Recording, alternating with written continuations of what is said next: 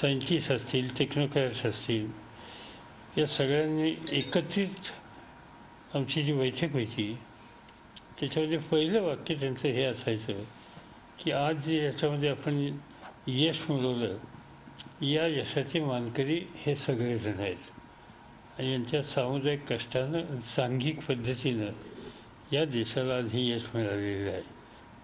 आणि म्हणून स्वतः प्रमुख असले तरी त्याला यशाचा वाटा घेण्याच्या संबंधीचा यत्किंचित विचार हा त्यांच्या मनामध्ये कधी येत नसतो.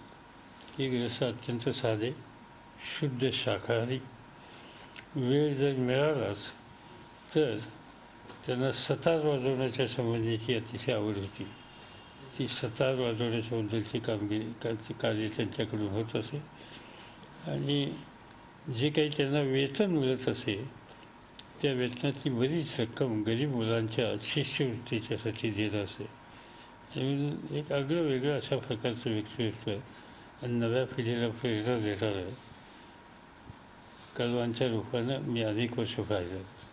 मला स्वतःला आनंद आहे की एकत्रित काम करण्याच्या संबंधीची संधी मिळाली. हे आपल्या कर्तृत्वानं पुढं येत गेले आणि पुढे येत असताना त्यांनी इतरांना पुढं करण्याच्या संबंधीची भूमिका फार उत्तम बजावली.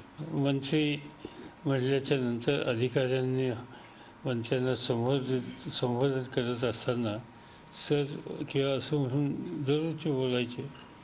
त्याच्यामध्ये काही हे नाही, पण त्यांनी सर म्हणू अर्थ नव्हे. त्यांचं मात्र एक जे स्थान होतं ते स्थान कधी कमी झालेलं मी पाहिलेलं नाही. झी 24 तास रहा एक पाऊल पुढे.